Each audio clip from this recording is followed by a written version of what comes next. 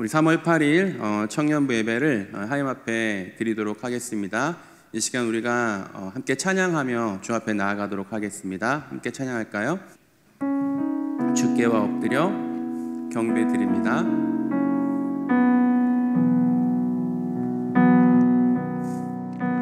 주께와 엎드려 경배 드립니다. 주 계신 곳에 기쁨 가득 무엇과도 누구와도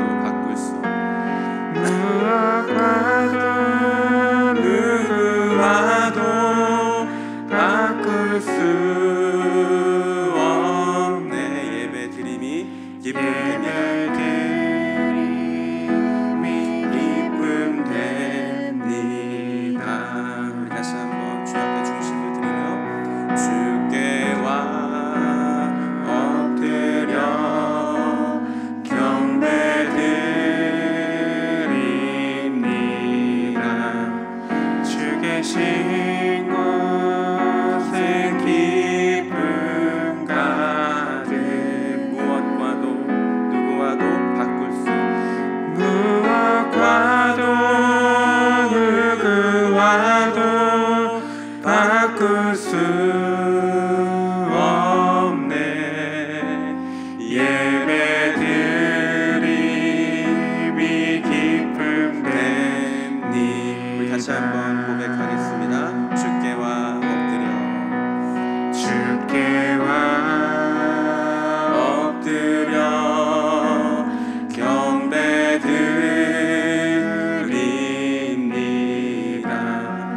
주 계신 곳에 기쁨 가득 무엇과도 누구와도 바꿀 수 없네. 예배 드림이 기쁨 돼. 한 번 더. 무엇과도 누구와도 바꿀 수 없네. 무엇과도 누구와도 바꿀 수 없네. 예배 드림이 기쁨 됩니다. 우리가 잠깐 기도하겠습니다. 여호와 아버지 하나님, 우리가 하나님 앞에 엎드려 예배하는 것이 우리의 기쁨인 줄 믿습니다. 하나님, 이 시간 우리 하나님께서 좌정하여 주시고 주님께서 이 시간 우리를 만나 주시옵소서. 성령으로 충만케 하옵소서. 우리가 이 시간 이 기도 제목 가지고 함께 기도하며 나아가도록 하겠습니다. 함께 기도합니다. 하나님 아버지, 참으로 감사합니다.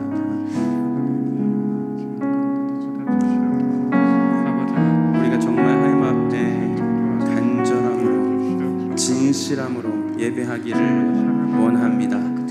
우리의 마음의 문을 활짝 열어주시고 여전히 나를 사랑하시고 나에게 말씀하기를 원하시는 주님 앞에 우리가 반응하는 자 되게 하여 주시고 우리가 반응하는 자 되게 하옵소서.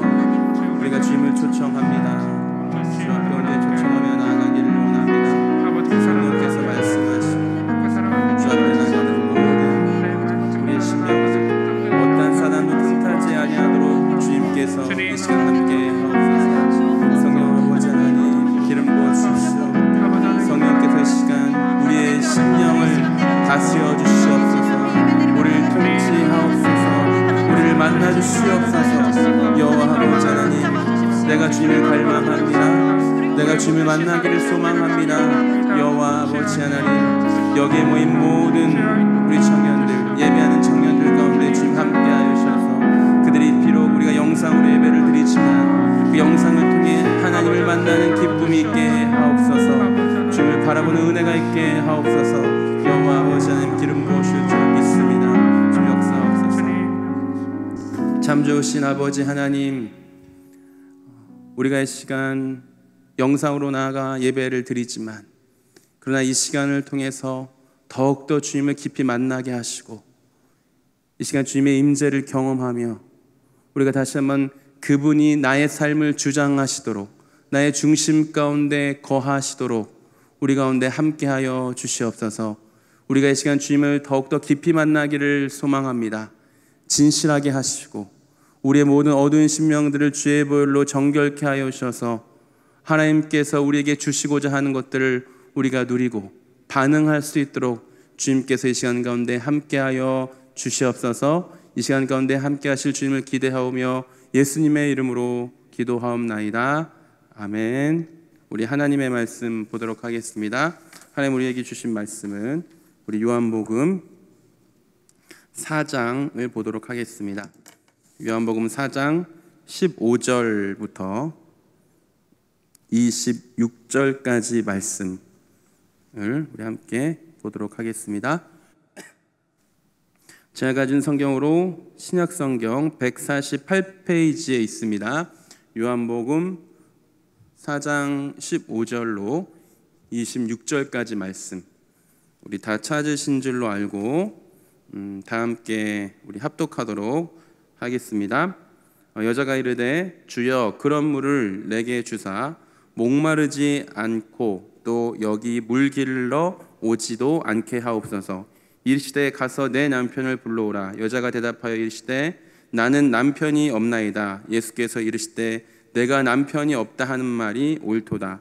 너에게 남편 5이 있었고 지금 있는 자도 내 남편이 아니니 내 말이 참되도다. 여자가 이르되 주여 내가 보니 선지자로소이다. 우리 조상들은 이 산에서 예배하였는데 당신들의 말은 예배할 곳이 예루살렘에 있다 하더이다. 예수께서 이르시되 여자여 내 말을 믿으라. 이 산에서도 말고 예루살렘에서도 말고 너희가 아버지께 예배할 때가 이르리라. 너희는 알지 못하는 것을 예배하고 우리는 아는 것을 예배하노니 이는 구원이 유대인에게서 남이라. 아버지께 참되게 예배하는 자들은 영과 진리로 예배할 때가 오나니 곧 이때라. 아버지께서는 자기에게 이렇게 예배하는 자들을 찾으시느니라. 하나님은 영이시니 예배하는 자가 영과 진리로 예배할지니라. 여자가 이르되 메시아 곧 그리스도라 하는 이가 오실 줄을 내가 아노니 그가 오시면 모든 것을 우리에게 알려주시리이다. 예수께서 이르시되 내가 말하는 내가 그라 하시니라. 아멘. 여러분 한 주 동안 잘 보내셨습니까? 우리가 어떻게 보면 이렇게 소통하지 못하고 예배를 드리고 있지만 오히려 이 시간들이 우리의 성전을 세워가고 하나님을 삶에서 예배 드리는데 아주 좋은 기회임을 저는 지금 믿고 또 그렇게 누리고 있습니다. 여러분 우리가 영상 예배를 하는 기간 동안에 111 운동을 하기로 우리가 이제 같이 결단하고 약속을 했는데 잘 하고 계십니까? 잠깐 우리가 이제 말씀 듣기 전에 111 운동을 좀 같이 다시 한번 기억하면서 좀 읽었으면 좋겠습니다. 첫 번째는 하루에 한 번 하나님을 찬양하고 기도하십시오. 그리고 두 번째는 하루에 한 번 말씀을 묵상하십시오. 그리고 마지막으로 하루에 한 번 하나님께 감사하시기를 바랍니다. 여러분 이 영상으로 예배드리는 이 기간 동안 하나님의 성전을 더 단단히 세워져 가기를 주님의 이름으로 축복합니다. 지난주 제가 이런 말씀 드렸어요. 이게 영상 예배를 드리다 보니까 생각보다 뭐 집중이 잘 된다 뭐 이런 말도 제가 많이 들었는데 또 반면에 이렇게 이제 좀 어색하니까 집중이 잘 안 된다라고 이렇게 고백했던 청년들도 좀 있었습니다. 여러분 비록 영상 예배이긴 하지만 뭐 빨리 감기를 한다든지 영상을 그러면서 예배를 드린다든지 뭐 스킵을 하면서 그거를 예배 드렸다라고 착각하지 않기를 바랍니다. 여러분 예배라는 것은 우리가 그 안에서 하나님을 만나고 또 우리가 산 제물 되어지는 시간이잖아요. 더욱더 우리가 개인적으로 드리는 예배일지라도 더 주님을 깊이 만나기를 소망하는 여러분 되기를 주님의 이름으로 부탁드립니다. 오늘 이 말씀의 제목은 정말 예배가 필요하다라는 제목으로 여러분과 함께 말씀을 나누고자 합니다. 오늘은 이제 요한복음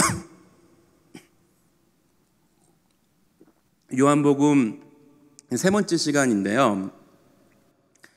오늘 말씀은 이제 우리에게 어떻게 보면 잘 알려진 그런 익숙한 본문입니다. 바로 이제 우물가의 여인이라고 불리는 어떤 사마리아 여인과 그리고 예수님과의 만남의 장면이 오늘 말씀이죠.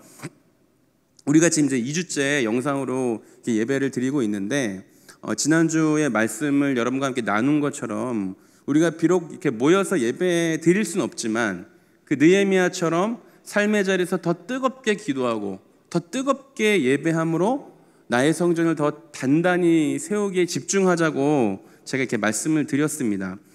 그래서 저는 때마침 이 오늘 말씀을 이게 묵상하면서 하나님께서 우리에게 그 예배의 본질에 대해서 다시 말씀하기를 원하시는구나, 그런 생각이 좀 들었어요. 오늘 여러분 잘 아시다시피 예배에 대한 얘기 아닙니까? 우리가 이렇게 모여서 비록 예배드리지 못하지만 정말 하나님이 원하시는 예배가 무엇인지를 우리 공동체와 여러분에게 말씀하기 원하신다라고 이렇게 믿어졌습니다. 우리가 이 사마리아 여인과 예수님의 대화 속에서 정말 예배란 무엇인가, 또 우리가 예배를 통해 누리는 그 은혜가 무엇인지를 오늘 말씀을 통해 여러분과 함께 나누고자 합니다. 오늘 그 말씀의 배경을 좀 잠깐 제가 설명을 좀 드릴게요. 예수님께서 이렇게 사마리아를 지나가셨습니다. 오늘 말씀의 배경은요. 그런데 사마리아를 지날 때 예수님이 너무 피곤하셨던 거예요. 그래서 한 6시쯤, 유대시로 6시죠. 지금의 시간으로 얘기하면 한 낮 12시쯤으로 이제 환산이 됩니다. 대낮에 우물가에 앉아서 피곤하셔서 좀 쉬고 계셨어요. 그리고 제자들에게 좀 먹을 것을 사기 위해서 동네로 들어간 사이에 바로 여인이 물을 길르러 왔던 것입니다. 그때 예수님은 그 여인에게 말을 건넸죠. 그러면서 첫 마디가 물을 좀 달라, 이렇게 말씀하신 거예요. 그런데 이제 여인의 입장에서는 상당히 놀랐죠. 왜냐하면은 그 당시에 유대인들은 사마리아인들과 어떤 상종도 하지 않는 관계였습니다. 왜냐하면 예수님이 오시기 한 600-700여 년 전쯤에 여러분 잘 아시다시피 구약의 그 북이스라엘이 아수르에 의해서 멸망을 당했지 않습니까? 그리고 나서 그 후신인 바벨론이 인종 혼합 정책이라는 것을 썼어요. 그래서 그 정책에 의해서 유대인들을 사마리아 지역에 강제로 이주시켰습니다. 그러다 보니까 여러분 유대인들끼리 순수 혈통 민족이 결혼을 했던 것이 아니라, 유대인끼리 결혼을 한 것이 아니라 이른바 이방 민족, 바벨론이었던 이방 민족과 유대인들이 결혼을 해서 혼혈 민족이 막 생기기 시작했어요. 그런데 유대인들은 이제 뭘 중요하게 생각하냐? 혈통을 되게 중요하게 생각합니다. 혈통. 왜냐하면 아브라함의 혈통이 곧 하나님의 백성이라는 것을 믿고 살았어요. 아브라함의 혈통으로 내가 태어난 것이 곧 하나님의 백성으로 선택받은 것이다. 실제로 그렇게 믿으며 살았습니다. 그래서 유대인의 그 정통 혈통이 아니면 그들은 구원을 받을 수 없다라고 생각을 했고, 더 나아가 자기 혈통이 아닌 사람들을 어떻게 보면 부정하게 좀 여겼습니다. 그러니까 오늘 사마리아인은 이방 민족과 결혼한 정통 민족이 아니라, 혈통이 아니라 혼혈 민족이잖아요. 그러니까 하나님의 백성이 아니라고 생각했고 그 이후로 부정하게 여긴 것이죠, 모든 유대인들이. 그래서 유대인들은 사마리아인들을요 노골적으로 되게 무시하고 음식도 같이 먹지 않았습니다. 그러니까 겸상하지 않았어요. 무척 싫어했습니다. 그리고 심지어는 사마리아 땅을 지나가지도 않았어요. 그곳에 가면 내가 부정해진다라고 생각을 했기 때문에 그 정도로 싫어했거든요. 그런데 오늘 이 말씀을 보니까 예수님이 사마리아 땅을 그럼에도 불구하고 지나가신 거예요. 이것 자체가 엄청난 일이었어요, 유대인들한테는. 근데 그뿐만이 아니라 사마리아 여인에게 말을 걸은 거예요. 단순히 대화가 아닙니다, 이거는. 그러니까 여러분, 사마리아 여인의 입장에서는 엄청나게 쇼킹한 일이었던 거예요. 그 유대인이 사마리아 땅에 들어온 것만 해도 엄청난 일인데 상종도 하지 않는 우리와 대화를 걸었다? 말을 먼저 걸었다? 이거는 상상할 수 없는 일이었던 것입니다. 그런 표현들이 나오죠. 오늘 읽진 않았지만 9절 말씀 보면요, 그렇게 놀란 마음을 안고 여인은 예수님 앞에 묻는 거예요. 어떻게 나 같은 사람한테 물을 달라고 말을 건넬 수 있느냐? 지금 묻고 있거든요. 오늘 읽진 않았습니다. 9절 보면. 그러자 예수님의 대답이 어땠냐? 너에게 물을 달라고 하는 내가 누구인지를 너가 정말 알았다면 오히려 너가 물을 나에게 달라고 했을 것이다 라고 그렇게 대답을 해요. 10절을 보면, 그러니까 여인의 물음에 전혀 어떻게 보면 다른 차원의 대답을 하신 겁니다. 여인은 늘 마셔도 목이 마를 수밖에 없는 그런 마시는 물을 생각하면서 이렇게 이야기를 했는데, 예수님께서는 그거와 전혀 다른 한 번 마시면 영원히 목마르지 않는 물을 지금 소개하신 거거든요. 사마리아 여인에게. 예수님께서 다시 말해서 영원한 생명을 얻게 되는 살아있는 물을 지금 소개하신 것입니다. 예수님이 말씀하신 그 영원한 생수는 뭐냐? 바로 예수님을 믿는 사람이 받는 성령을 말씀하신 것이죠. 성령. 요한복음 7장 38절과 39절 말씀 보면 이렇게 말씀이 기록되어 있습니다. 나를 믿는 자는 성경의 이름과 같이 그 배에서 생수의 강이 흘러나오리라 하시니, 이는 그를 믿는 자들이 받을 성령을 가리켜 말씀하신 것이라 라고 분명하게 기록이 되어 있어요. 요한복음에 보면 7장에 보면 예수 그리스도께 나오는 사람은 영원히 목마르지 않는 성령을 주신다는 거예요. 약속입니다. 약속. 그리고 하나님의 영은 살아있는 물이 되어서 나의 깊은 목마름을 해결해 준다는 거예요. 그 성령의 임재가 나의 영혼의 목마름, 또 나의 마음의 갈급함을 채워주시는 영원한 생수가 되게 하실 것이라고 지금 말씀하고 있는 것입니다. 여러분, 요한복음 읽다 보면은 여러분 묵상하고 있잖아요. 지금 요한복음 계속 읽고 묵상하다 보면은 예수님께서 물 얘기 되게 많이 하세요. 막 물 얘기하는, 뭐 생수 장사도 아닌데 계속 물 얘기해. 사람 만난 물 얘기하고, 뭐 내가 영원한 물이라 그러고 마르지 않는 물이라 그러고, 계속 뭔가 마치 뭐 생수 판매원처럼 그렇게 얘기를 하시거든요.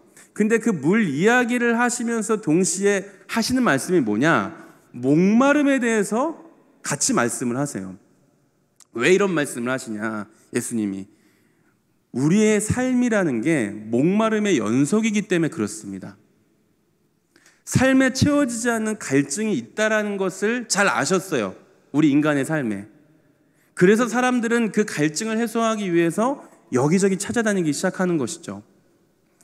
여기까지가 오늘 읽은 그 본문 전까지의 상황이에요.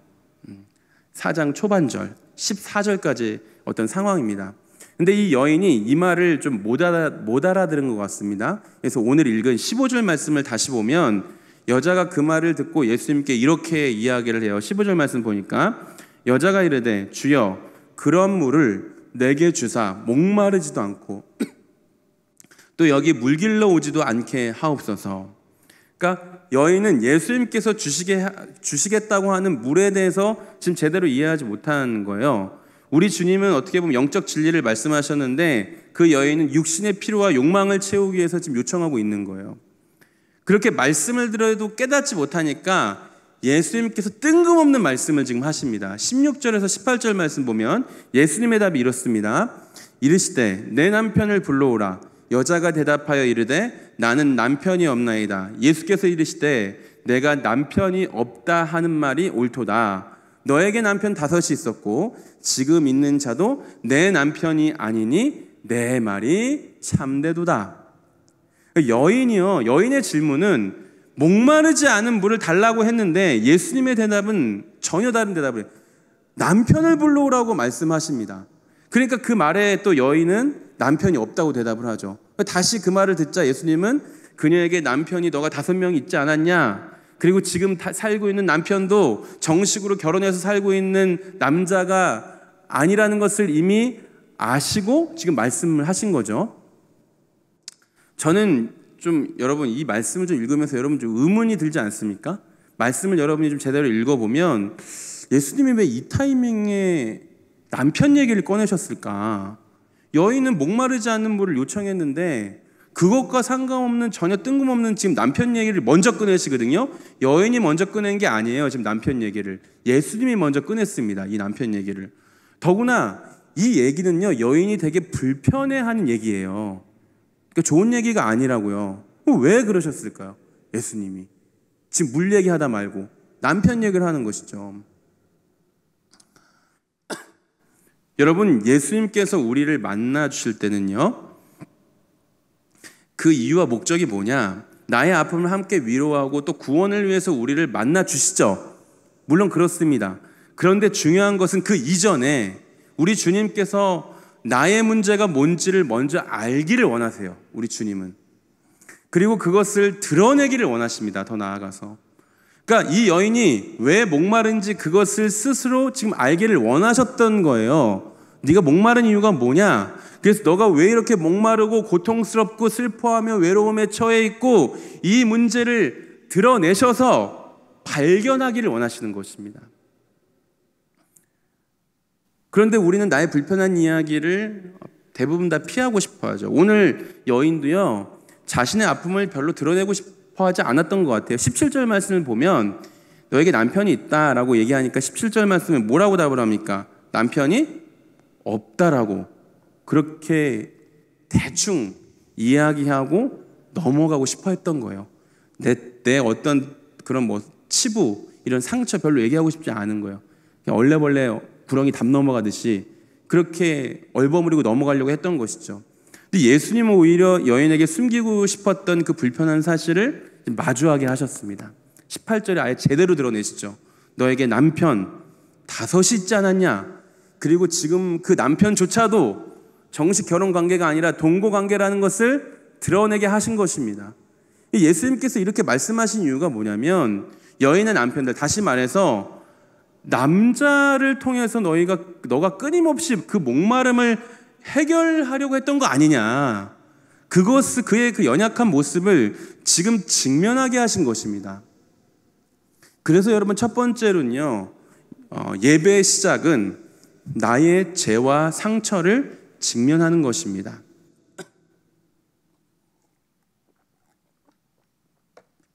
오늘 예수님은요, 이 상처를 여인에게 드러내셔서 그 목마름의 원인을 직면하게 하시고, 또 예배를 통해서 회복하기를 원하셨던 거예요.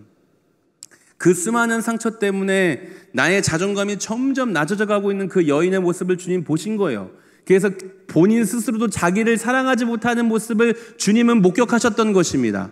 그리고 그 수많은 상처 때문에 나의 자존감이 점점 낮아지는 것을 넘어서서 나를 사랑하지 못할 뿐 아니라 도대체 나는 어떤 사람인가, 그 정체성이 흔들리기 시작했어요. 그리고 이제는 우울감에 빠져 살고 있는 그 여인의 모습을 주님은 불쌍히 여기셨던 겁니다. 동시에 그 여인에게 그 정체성이 흔들리고 자존감이 낮아지고 우울감에 빠진 그 여인을 향해서 수없이 사람을 바꿔가며 남자를 만나봤지만 그 목마름이 너가 정말 해결됐느냐? 라고 묻고 싶으셨던 거예요. 마치 여러분, 바다 한가운데서 목이 말라 죽어가는 것처럼 그 누구도 여인의 목마름을 채워줄 수 없었다는 사실을 주님은 알려주고 싶으셨던 것입니다. 아니, 오히려요, 더 목마르게 된다는 사실을 직면하게 하신 거죠. 여러분, 우리가 수많은 관계를 맺으면서 살지 않습니까? 그리고 수많은 상황을 맞닥뜨리며 살아가요. 그런데 우리는 세상에 많은 어떤 관계와 상황을 맞닥뜨리면서 가시들에 찔리며 살아가는 존재입니다. 때로는요, 우리가 의도치 않게 자라오면서 부모에게 폭력적인 말을 듣고 자라는 사람, 그래서 나라는 존재가 정말 살 가치가 있나, 그렇게 느끼기도 하는 사람들도 있고요. 또 많은 사람들에게 배신을 당해서 도무지 나를 사랑할 수 없어서 세상을 향해 내가 사랑받기 위해 그 나를 사랑해주는 사람들을 찾아다니다가 더 큰 상처를 받고 더 큰 배신을 당하고 더 큰 좌절감과 우울감에 빠지기도 한다는 거예요, 우리가. 그래서 여러분, 그 목마름을 우리가 또 채우기 위해서 세상에서 나의 목마름을 채워줄 것들을 위해 또 살아가기도 합니다. 악순환이죠. 그러니까 악순환. 세상을 통해 목마름을 해결하다가 더 목말라지고 다시 세상에 나아가는 것들. 그러나 여러분, 그 목마름은 세상의 것으로 결코 채워질 수 없다는 사실을 아는 사람은 다 알아요. 경험해 본 사람은 압니다. 이것저것 다 경험해 본 사람은 내가 여자도 만나보고 남자도 만나보고 돈도 웬만큼 가져보고 뭐 사람들에게 인정도 받아보고 했지만 그 목마름이 그때뿐이라는 것을 경험해 본 사람은 다 알아요. 그럴 때 주님은 나의 목마름을 채워주시기 위해서 먼저 하신 일이 뭐냐? 나의 연약함을 보게 하신다라는 것입니다. 여러분, 의사들이요, 어떤 병을 치료해요. 중병일수록, 아주 심각한 병일수록 여러분 뭘 해야 됩니까? 수술해야 되잖아요. 수술이라는 건 뭐예요? 나의 생사를 찢어내는 거예요. 왜 그 멀쩡한 살을 찢어내죠? 나의 아픈 부위를 들춰내서 치료하기 위해서 찢어내는 거거든요. 나의 육신의 고통을 그 생사를 찌르 치료하는 것처럼 여러분, 우리의 나의 상한 영혼을 주님께서 회복시키기에 내가 좀 아파도 나의 그 상처를 직면케 하신다는 것입니다. 여러분, 히브리서 4장 12절과 13절 말씀 보면 이렇게 말씀이 기록되어 있습니다. 하나님의 말씀은 살아있고 활력이 있어 좌우의 날선 어떤 것보다도 예리하여 혼과 영과 및 관절과 골수를 찔러 쪼개기까지 하며 또 마음의 생각과 뜻을 판단하나니 지으신 것이 하나도 없음에 그 앞에 나타나지 않음이 없고 우리의 결산을 받으신 이의 눈앞에 만물이 벌거벗은 것 같이 드러나느니라. 무슨 말이냐? 말씀은 살아있다는 거예요. 살아있는 말씀이 나의 골수를 쪼갤 수 있도록 할 때 그 말씀이 우리의 삶에 살아 역사하셔서 아무리 감추려고 해도 말씀 앞에서는 감출 수 없다라는 것을 지금 얘기하는 것입니다. 말씀이 좌우의 날선 검과 같이 우리의 혼과 영과 관절과 골수를 찔러 쪼갤 때 우리의 모든 것이 벌거벗은 것처럼 마음의 숨은 생각과 상처들이 드러나게 된다는 거예요. 여러분, 말씀이라는 것은 우리가 기본적으로 우리에게 위로를 가져다 주기 위해서 말씀을 보기도 하지만 사실은요, 말씀의 근본 목적은 뭐냐면 말씀은 살아있기 때문에 말씀 앞에 우리가 정말 제대로 서 있다면 오히려 위로를 받기보다는 아플 때가 더 많아요. 말씀 앞에 내가 제대로 서 있다면 아픈 거예요. 나의 연약한 것들을 들춰내기 때문에. 그런데 여러분, 그것을 피해서는 안 돼요. 중요한 거는 이거 피하면요 우리 안에 회복이 없습니다. 봉합은 될지 몰라도 진짜 내가 수술을 해서 도려낼 수 있는 진정한 회복과 치유는 없는 거예요. 살아있는 말씀 앞에 나의 모습을 드러내야 내가 예배의 자리에 나오고 그 예배를 통해 우리의 삶이 회복되어지는 것입니다. 오늘 이 말씀 되신 예수님께서 여인의 과거뿐만이 아니라 현재의 삶에 대해 상세하게 지금 드러내고 계세요. 인간적으로 보면 상당히 치욕스럽죠, 사실. 그런데 주님은 그가 정말 예배를 통해 회복되길 원하셨어요. 그렇게 자신의 과거와 현재를 알고 있는 예수님을 보고 그 여인은 예수님을 선지자로 확신했습니다. 19절 말씀 보니까 여자가 이르되 주여 내가 보니 선지자로소이다. 이렇게 예수님을 선지자로 확신한 여인은 이제 예배에 대한 관심이 생기기 시작했어요. 그래서 20절에 이렇게 얘기하고 있죠. 우리의 조상들은 이 산에서 예배하였는데 당신들의 말은 예배할 곳이 예루살렘에 있다 하더이다. 이 여인은요, 이제 자신의 목마름이 예배를 통해 지금 회복되기를 원하기 시작한 것입니다. 그리고 예배에 대한 그 관심을 가지고 예수님께 물은 거죠. 근데 그가 예배에 대해서 가지고 있는 의문이 하나 있었어요. 예배 장소 문제였던 거죠.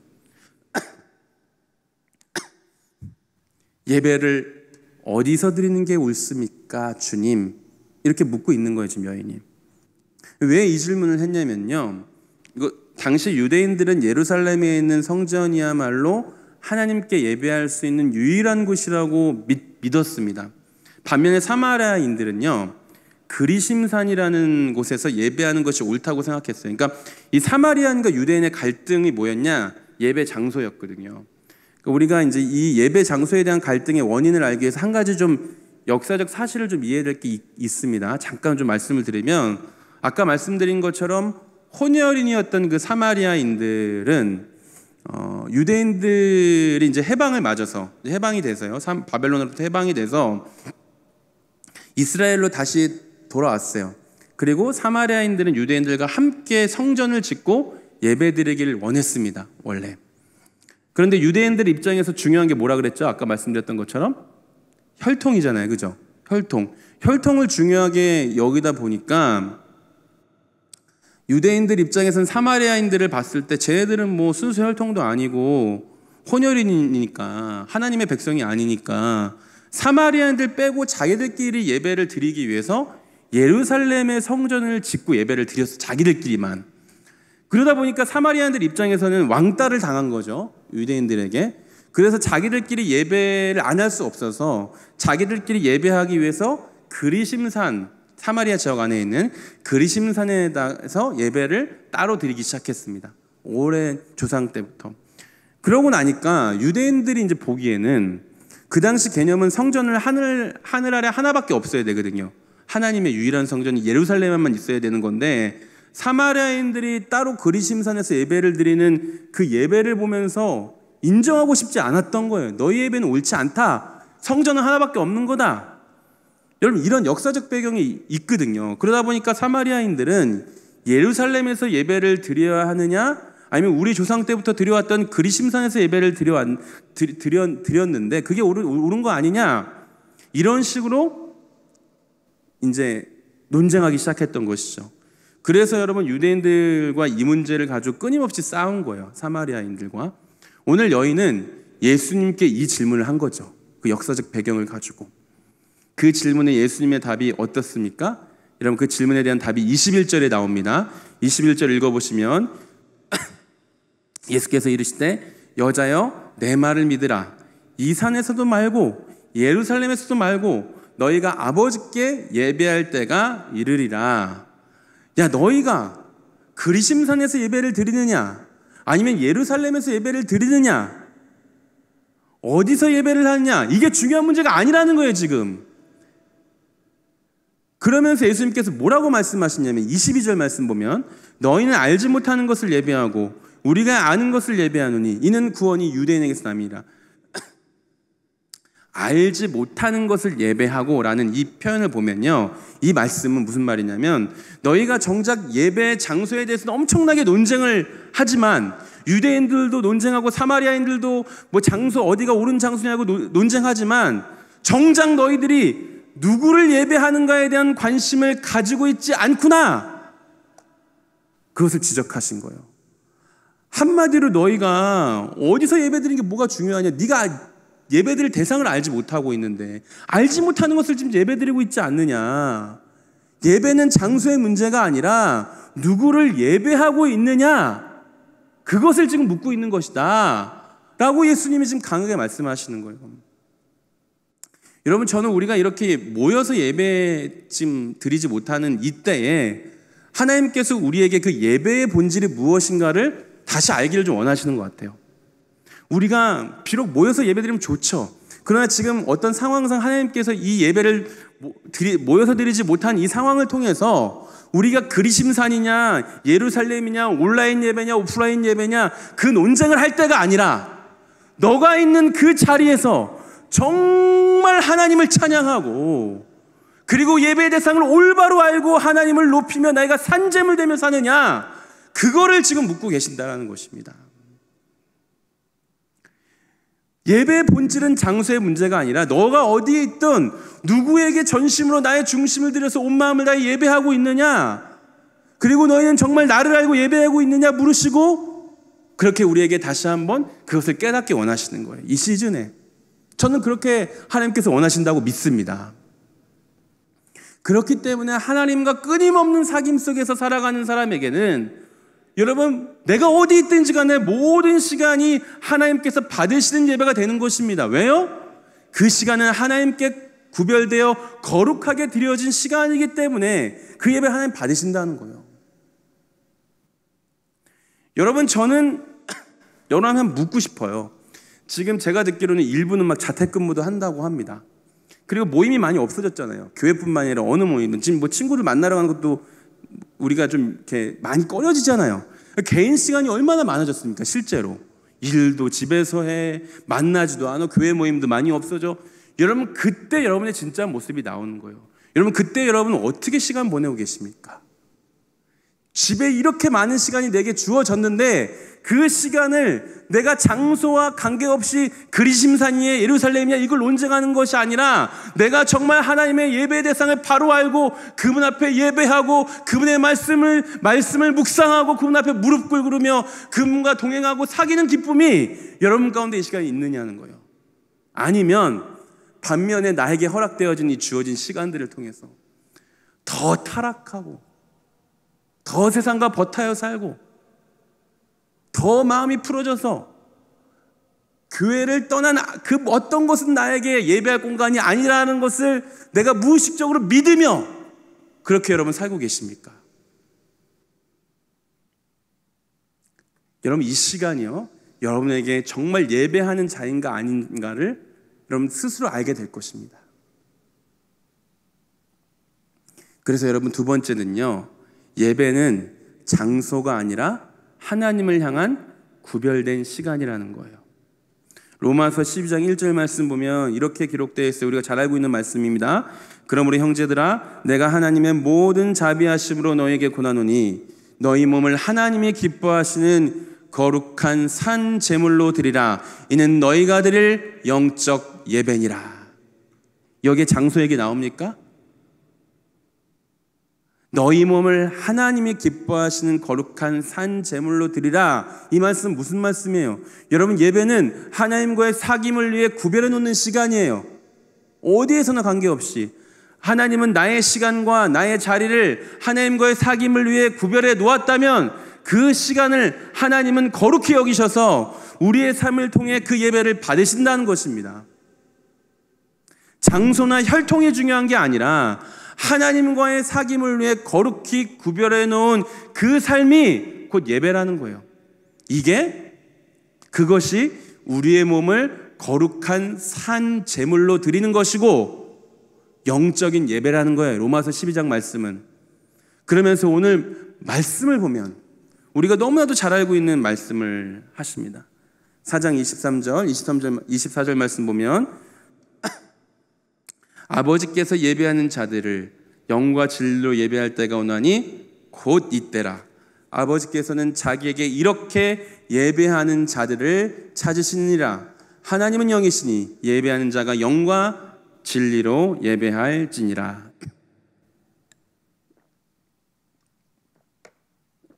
여러분, 영과 진리로 예배한다는 게 무엇을 뜻하는 것입니까?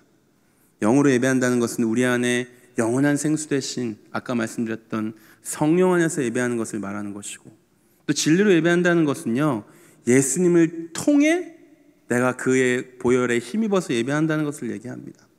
영원한 생수 되신 성령님과 또 진리 되신 예수님을 통해 너희의 삶이 예배로 드려질 때 너 그 여인의 목마름이 해갈될 것이다 라고 답을 주시는 거예요. 그 세 번째는요, 영과 진리의 예배를 통해 반복된 목마름이 해갈된다는 것입니다. 오늘 주님은요, 눈에 보이는 현실의 목마름에 붙들렸던 여인의 눈을 열어주셨어요. 생수의 강이 넘쳐 흐르는 성령과 말씀이 역사하는 예배 현장으로 초대하신 거예요.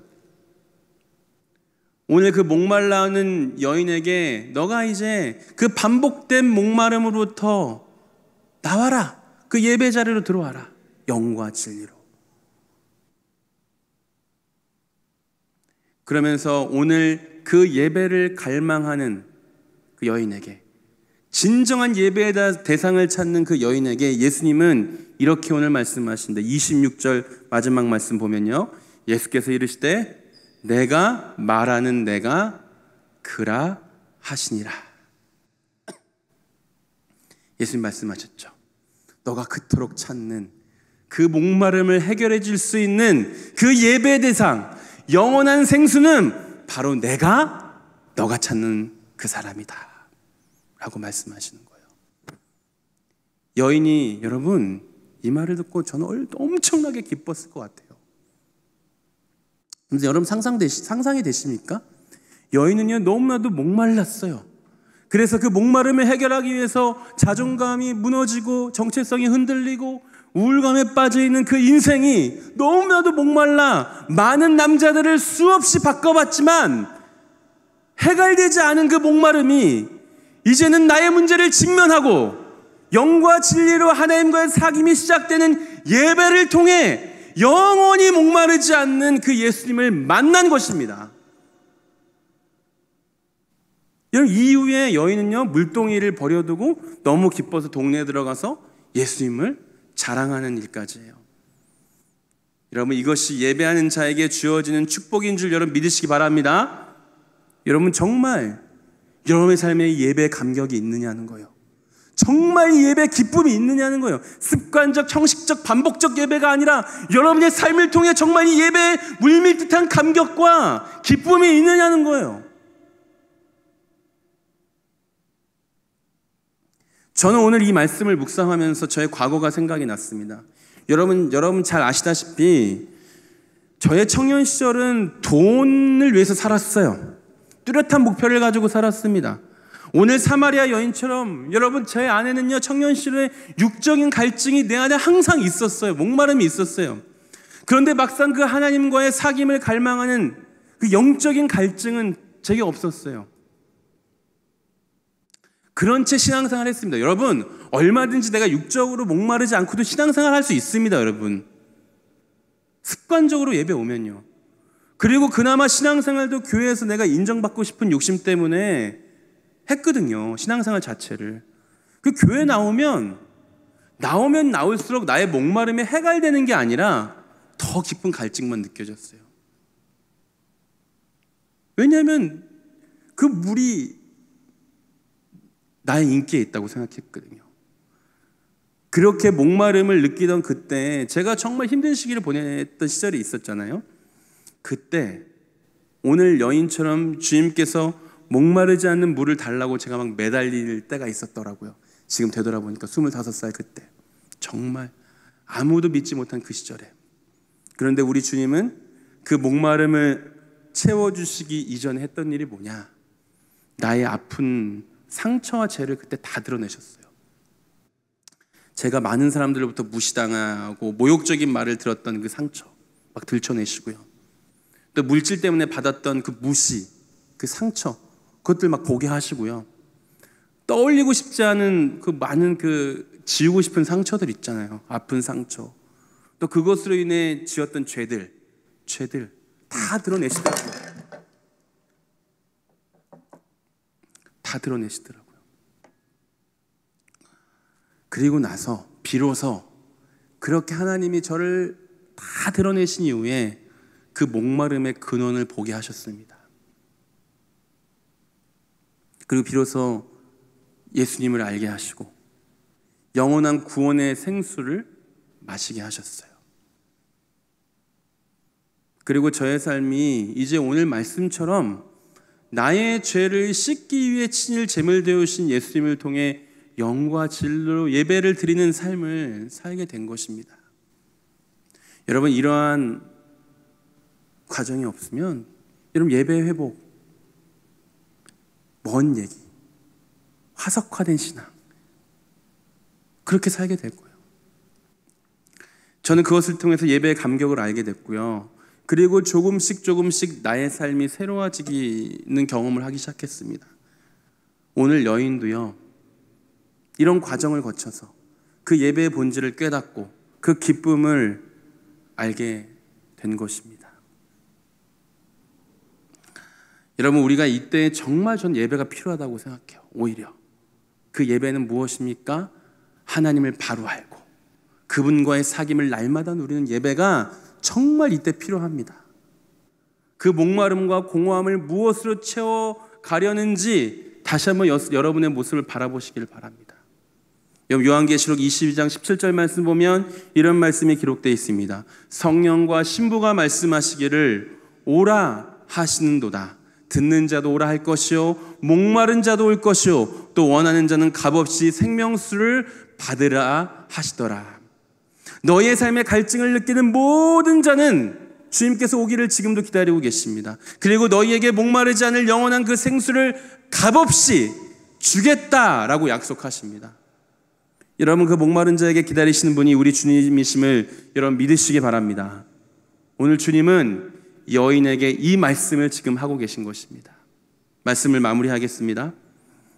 여러분, 이제 우리가 이 영상예배 기간 동안에 하루에 한 번 하나님을 찬양하며 기도하고 또 하루에 한 번 말씀을 묵상하고 또 하루에 한 번 하나님께 감사하는 111 운동을 하고 있지 않습니까?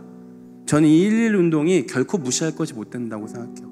아주 단순한 것이지만 이 111 운동을 통해 우리의 삶을 거룩한 산 제물로 드리는 그 예배가 이번 기회에 여러분 온전히 회복되길 바라고 여러분 삶 가운데 또 예배 때문에 기쁨을 누리는 우리 청년들 되시기를 주님의 이름으로 부탁드립니다. 그래서 우리의 삶에 갈증을 더 느끼는 이때 주님 정말 예배가 필요합니다. 이렇게 고백하는 우리 청년들 되기를 주님의 이름으로 축복합니다. 우리가 함께 찬양할 때요, 비록 나는 그 여인의 모습처럼 연약한 모습에 불과하지만 여전히 나를 사랑하시는 그분을 어디서나 예배하기를 원합니다. 그분을 갈망합니다. 우리가 이러한 마음을 고백하면서 우리의 마음을 들이시면서 함께 찬양하도록 하겠습니다. 내 모습 이대로.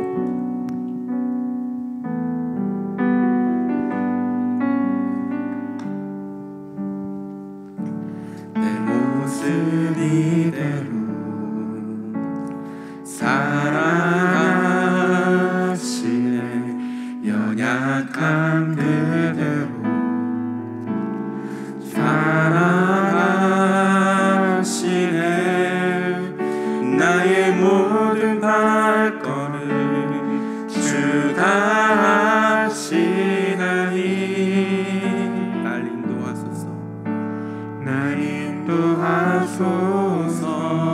내 모습 이대로. 내 모습 이대로. 주님께서 그 모습 그대로 사랑하시니 연약함 그대로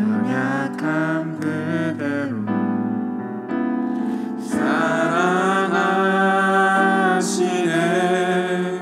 나의 모든 발걸음 주가 하시나니 나 인도하소서. 주의 날개 아래 거하는 것,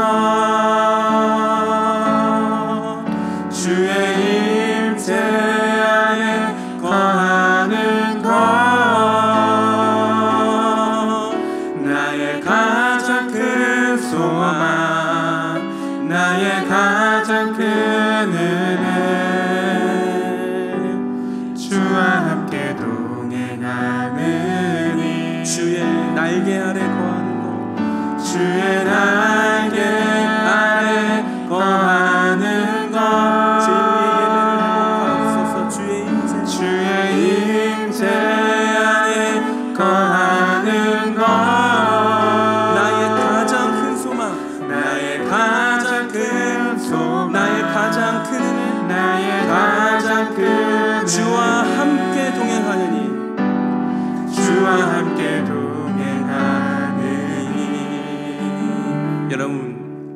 여러분 무엇에 목마르십니까? 그리고 그 목마름을 채우기 위해 여러분은 무엇을 찾고 계십니까? 여러분, 이 시간 우리의 목마름을 채워주실 수 있는 분은 나의 인기도 아니고요, 사람도 아니고 지식도 아니고 오직 영원한 생수 되시는 예수 그리스도인 줄 믿습니다. 정말 이때의 예배가 필요합니다. 여러분, 우리가 영원히 목마르지 않은 생수 되시는 그분과의 사귐을 통해 우리의 삶의 예배가 회복되게 하시고 나의 목마름이 채워지게 하여 주시옵소서. 살아있는 말씀이 나를 주장하게 하여 주시옵소서. 그분의 임재를 갈망합니다. 영원한 생수이신 그분이 나의 삶을 주장하여 주시옵소서. 우리가 이 기도 제목 가지고 간절한 마음으로 우리 함께 기도하며 나아가도록 하겠습니다. 아버지 하나님 참 감사합니다. 여호와 아버지 하나님, 이 내 인생을 주님께서 축복하시옵소서.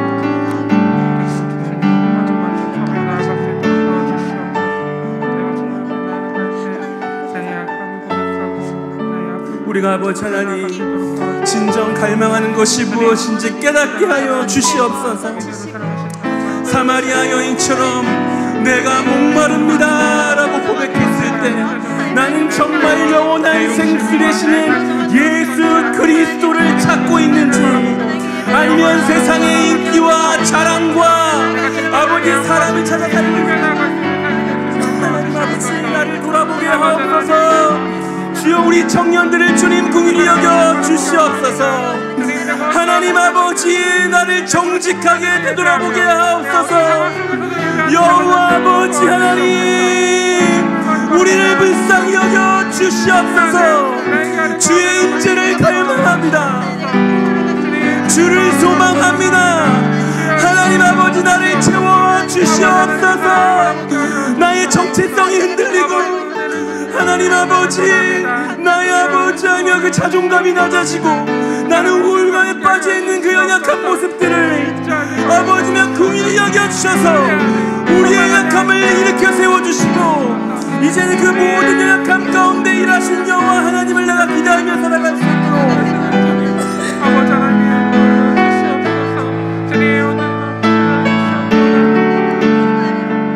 하나님 주님께서 불쌍히 여겨주십시오.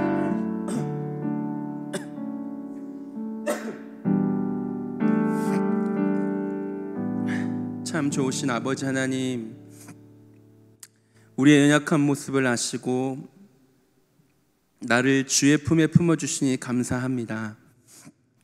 우리의 삶에 낮아진 자존감과 흔들리는 정체성과 그 우울감에 빠진 나의 연약한 모습을 드러내기를 우리가 두려워하지 않게 하시고 살아계신 말씀 앞에 서서 나의 골수를 쪼개어 벌거벗은 것처럼 내 마음에 죄된 것들이 드러나게 하여 주시옵소서. 그래서 우리가 그 살아계신 하나님을 날마다 사귐으로 우리의 반복된 목마름이 해결함을 없는 기쁨이 우리 청년들 가운데 회복되게 하여 주시옵소서. 우리가 주님을 사랑합니다. 주님을 예배합니다.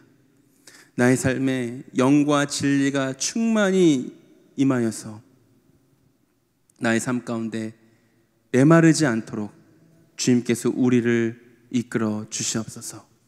우리가 그러한 진정한 예배의 삶을 살기를 간절히 소망하오며 살아계신 예수님의 이름으로 기도하옵나이다. 아멘. 이제는 우리 주 예수 그리스도의 은혜와 독생자까지라도 아낌없이 주시는 우리 하나님의 진실하신 사랑하심과 성령 하나님의 위로 교통 충만하심이 이제 오늘 말씀처럼 나의 목마름의 영원한 생수 되시는 예수 그리스도를 우리가 초청하고 영과 진리로 날마다 예배드리기를 결단하는 우리 청년들 머리머리 위에, 우리 교회 위에, 이 민족과 열방 위에 이제로부터 영원토록 함께 계실지어다. 아멘.